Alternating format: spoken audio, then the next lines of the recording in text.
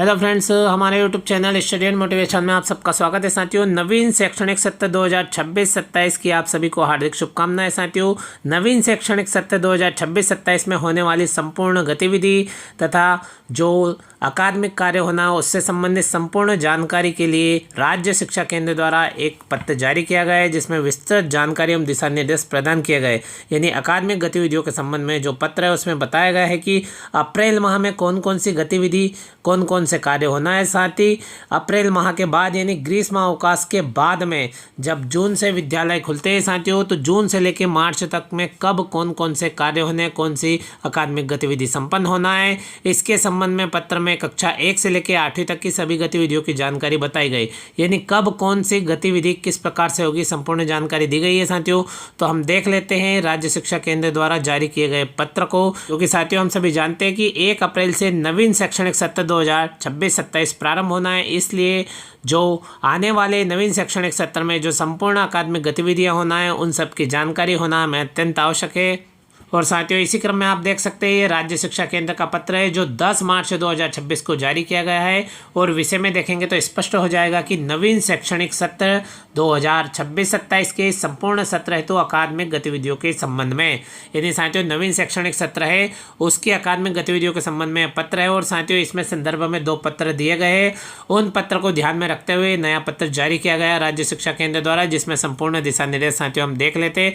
जिसमें खंड अ में देखेंगे तो अप्रैल माह की गतिविधि हमें यहाँ पे देखने को मिल जाएगी। और खंड ब में हम देखेंगे तो ग्रीष्म अवकाश के बाद यानी जून से जो विद्यालय प्रारंभ होता है तब से उसके बाद में जो गतिविधि होना है वो सभी गतिविधि देखने को मिल जाएगी। तो साथियों आप देख सकते हो यहाँ पे विषय अंतर्गत संदर्भित पत्र मध्य प्रदेश शासन स्कूल शिक्षा विभाग द्वारा नवीन शैक्षणिक सत्र 2026-27 का आरंभ 1 अप्रैल 2026 से किया जाना है। नवीन शैक्षणिक सत्र 2026-27 के लिए प्राथमिक एवं माध्यमिक विद्यालयों हेतु अकादमिक गतिविधियों के संचालन के संबंध में विस्तृत दिशा निर्देश निम्नानुसार है।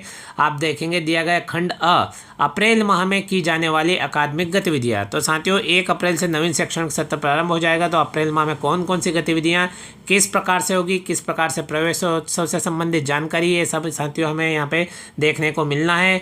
बिंदु नंबर 1 अप्रैल 2026 को समस्त प्राथमिक एवं माध्यमिक शालाओं में प्रवेशोत्सव मनाया जाए। प्रत्येक विद्यालय में प्रवेश हेतु गृह संपर्क अभियान चलाया जाए। इसी क्रम में बिंदु नंबर 2 की बात करें तो परीक्षाएं संपन्न होने के पश्चात समस्त कक्षाओं के परिणाम 30 मार्च तक घोषित होने पर नवीन सत्र 1 अप्रैल 2026 से प्रारंभ होगा। आगामी कक्षा में कक्षोन्नत एवं शाला प्रबंधन समिति की बैठक के आयोजन के संबंध में पृथक से विस्तृत निर्देश जारी किए, तदनुसार कार्रवाई सुनिश्चित की जाए। बिंदु नंबर 3 की बात करें तो पाठ्य पुस्तकें सत्र आरंभ होने से पूर्व ही उपलब्ध कराई जा रही है, जिसका वितरण सभी विद्यार्थियों को सत्र प्रारंभ होने के साथ ही सुनिश्चित किया जाए। बिंदु नंबर 4 की बात करें तो पुस्तकालय की पुस्तकों को नियमित रूप से विद्यार्थियों को उपलब्ध कराएं एवं लर्निंग कॉर्नर में भी प्रदर्शित करें। इसी क्रम में बिंदु नंबर 4 की बात करें तो कक्षा 1 के लिए नव प्रवेशी छात्रों को स्कूल रेडीनेस कार्यक्रम के अंतर्गत संलग्न परिशिष्ट 1 के अनुसार प्रारंभिक गतिविधियों का आयोजन करते हुए FLN अभ्यास पुस्तिका में दी गई विद्या प्रवेश की गतिविधियां करवाएं। तो साथियों परिशिष्ट 1 इसमें दिया गया है कि किस प्रकार उसके अनुसार जो प्रारंभिक गतिविधि है उनका आयोजन करवाना है FLN के अंतर्गत। इसी क्रम में अगले बिंदु की बात करें तो आप देख सकते हो इसमें दिया गया है कि कक्षा 1 से 4 में क्रमशः 10वें, 20वें एवं 30वें आवधिक आकलन ट्रैकर एवं पूर्व कक्षा के परीक्षा परिणामों के आधार पर बच्चों द्वारा जिन दक्षताओं में सीखना शेष रह गया है उनको चिन्हांकित करते हुए अभ्यास के अवसर प्रदान किए जाए एवं छूटी हुई दक्षताओं को पूर्ण कराया जाए। यानी साथियों इस बिंदु से स्पष्ट होता है कि जो 1 से 4 तक की जो कक्षा है जिनमें 10वें, 20वें एवं 30वें आवधिक आकलन किए गए हैं, तो उन आवधिक आकलनों को हमने ट्रैकर पत्रक में भरा है। यानी आवधिक आकलनों से जो बच्चे की वास्तविक स्थिति सामने आए उसको ट्रैकर में भरा और ट्रैकर में भरने के बाद में जिन दक्षताओं में कमी हमें देखने को मिल रही है उन दक्षताओं की कमियों को हमें पूर्ण करना है। इसी क्रम में अगले बिंदु की बात करें तो विद्यार्थियों को ग्रीष्म अवकाश होने के पूर्व स्थानीय विषयगत एवं कौशल विकास के प्रोजेक्ट कार्य शाला स्तर से चिन्हित करते हुए व्यक्तिगत एवं सामूहिक रूप से प्रदाय किए जाए। अगले बिंदु की बात करें तो जिले के चयनित ऐसे विद्यालय जिनमें प्री प्राइमरी कक्षाएं खोली गई है उनके लिए +3 +4 +5 आयु वर्ग के बच्चों का चिन्हांकन एवं शाला में प्रवेश की कार्रवाई पूर्ण कर आवश्यक कार्रवाई की जाए। इस प्रकार साथियों आप देख सकते हो इस पत्र में निर्देश दिए गए। और इसी क्रम में साथियों ये तो अप्रैल माह की जो अकादमिक गतिविधि है उसकी बात हो गई। इसी प्रकार से जब विद्यालय प्रारंभ होगा जून माह में, तो साथियों कौन कौन सी गतिविधि होगी वो खंड ब में हमें देखने को मिल जाएगी। यानी साथियों खंड ब में दिया गया है कि ग्रीष्म अवकाश के बाद की जाने वाली अकादमिक गतिविधियां। तो साथियों आप देख सकते हो बिंदु नंबर 1, विद्यालय परिसर की साफ सफाई एवं साज सज्जा, यूथ एवं इको क्लब गठन, बैगलेस गतिविधियाँ, खेल गतिविधियाँ, हेल्थ क्लब, एक भारत श्रेष्ठ भारत, ई पुस्तकालय, तंबाकू मुक्त विद्यालय, ई वेस्ट प्रबंधन, उमंग हेल्थ वेलनेस कार्यक्रम एवं विद्यालय प्रशासन से संबंधित गतिविधियों आदि के संपादन हेतु प्रभारी एवं समितियों का पूर्व गठन किया जाए। इस प्रकार साथियों दिया गया है। अगले बिंदु की बात करें तो प्रत्येक कक्षा के लिए समय सारणी का निर्माण किया जाए जिसमें खेल एवं पुस्तकालय गतिविधियों से संबंधित पीरियड अनिवार्यता सम्मिलित किया जाए। पुस्तकों FLN सामग्री एवं एड ग्रेड अभ्यास पुस्तिकाओं की पोर्टल पर प्रविष्टि ग्रीष्मावकाश के दौरान की जाए। पाठ्य पुस्तकों में संलग्न विभाजित पाठ्यक्रम को निर्धारित समय अवधि में पूर्ण किया जाए। इसी क्रम में बिंदु नंबर 3 की बात करें तो समय सारणी अनुसार प्रार्थना में PT, खेल पीरियड, बेंगलेस दिवसों एवं अन्य अवसरों पर खेल गतिविधियां सुनिश्चित की जाए। बिंदु नंबर 4 की बात करें तो ग्रीष्मावकाश में प्रदाय प्रोजेक्ट कार्य की जांच अनिवार्य तक की जाए एवं आवश्यकता अनुसार बच्चों को निर्देश प्रदान किए जाए।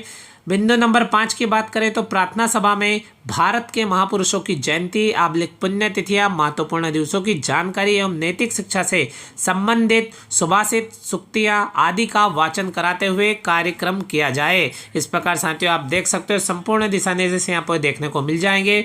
अगले बिंदु की हम बात करें तो कक्षा 1 से 4 हेतु पाठ्य पुस्तकों के साथ साथ FLN अभ्यास पुस्तिकाएं, लर्निंग किट, फ्लोर गेम, जादुई पिटारा एवं प्रेटरी स्टेज के अंतर्गत प्रदाय अभ्यास पुस्तिकाओं का उपयोग शिक्षण के दौरान आवश्यक किया जाए। कक्षा 1 एवं 2 एवं 3 व 4 की शिक्षक संदर्शिका में वर्णित पाठ्य योजनाओं के अनुसार शिक्षण कार्य करवाया जाना सुनिश्चित करें। निपुण भारत मिशन अंतर्गत FLN प्रशिक्षण प्राप्त शिक्षक ही कक्षा 1 व 2 तथा कक्षा 3 व 4 में अध्यापन कार्य कराएं। अगले बिंदु की बात करें तो एड ग्रेड अभ्यास पुस्तिकाएं कक्षा 5वीं 8वीं हेतु विषयवार प्रदाय की जाए। यह सामग्री पाठ्य पुस्तकों से मैप्ड है। उन्हें नियमित कक्षा शिक्षण के साथ साथ अभ्यास कार्य हेतु उपयोग में लाया जाए। अभ्यास कार्य का शिक्षक द्वारा नियमित रूप से जांच कर हस्ताक्षर किए जाए एवं उनकी त्रुटियों को सुधार कर दूर किया जाए। साथियों इसी क्रम में अगला बिंदु देखें तो इसमें दिया गया है कि विगत सत्रों की भांति सत्र 2026-27 में भी ओलंपियाड, विज्ञान, गणित, पर्यावरण एवं सामाजिक विज्ञान प्रदर्शनी कक्षा 1 व 2 में FLN मेला का आयोजन किया जाएगा। इस संबंध में विस्तृत निर्देश पृथक से जारी किए जाएंगे। ओलंपियाड पूर्व तैयारी हेतु ओलंपियाड प्रश्न बैंक से विद्यार्थियों को नियमित रूप से प्रश्नों का एवं OMR शीट भरने का अभ्यास कराया जाए। इसी क्रम में अगले बिंदु की बात करें तो माध्यमिक स्तर की कक्षाओं में जिज्ञासु किट का प्रायोगिक रूप में नियमित उपयोग किया जाए। अगले बिंदु की बात करें तो कक्षा में विद्यार्थियों को चक्रीय क्रम रोटेशन क्रम में बिठाया जाए एवं विद्यार्थियों के साथ लिंग, जाति, धर्म के आधार पर किसी प्रकार का भेदभाव नहीं किया जाए, जिससे सभी विद्यार्थियों को सीखने के समान अवसर प्राप्त हो सके। इसी क्रम में अगले बिंदु की बात करें तो प्रदाय किए गए टैबलेट का उपयोग कक्षा शिक्षण के दौरान सुनिश्चित किया जाए। दीक्षा पोर्टल पर उपलब्ध ई कंटेंट पाठ्य पुस्तकों एवं अभ्यास पुस्तिका में दिए गए QR कोड को स्कैन कर दी गई विषय वस्तु का उपयोग सीखने सिखाने की प्रक्रिया में किया जाए। राज्य द्वारा संचालित मध्य प्रदेश PM ई विद्या DTH टीवी चैनल 108 109 द्वारा प्रसारित होने वाले अकादमिक विषय वस्तु का अवलोकन करने हेतु बच्चों को प्रोत्साहित किया जाए। इस प्रकार साथियों लास्ट में दिया गया कि उपयुक्त अकादमिक गतिविधियों का संचालन सत्र प्रारंभ होने से ही किया जाना सुनिश्चित करें।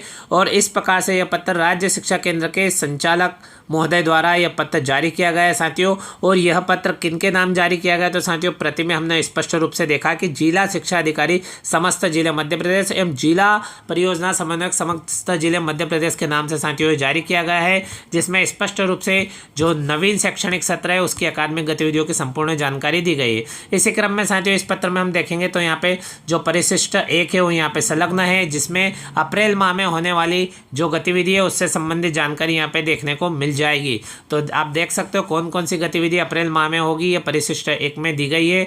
तो साथियों इसी क्रम में परिशिष्ट नंबर 1 देख लेते हैं, जिसमें आप देख सकते हो सरल क्रमांक दिया गया, गतिविधि का नाम दिया गया, सुझावात्मक गतिविधि दी गई है जो अप्रैल माह में साथियों संपन्न करवाना है।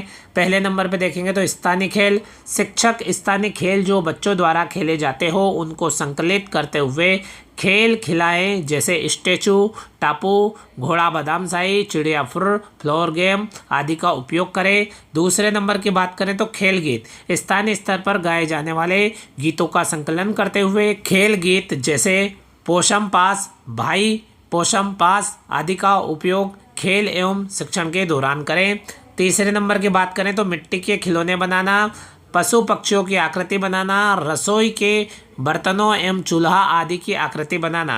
नंबर 4 की बात करें तो कागज की कटिंग। तो इसमें किस प्रकार से सुझावात्मक गतिविधि दी गई है, तो पतंग, फूल की आकृति, पशु पक्षियों की आकृति, सजावटी आकृति आदि बनाना।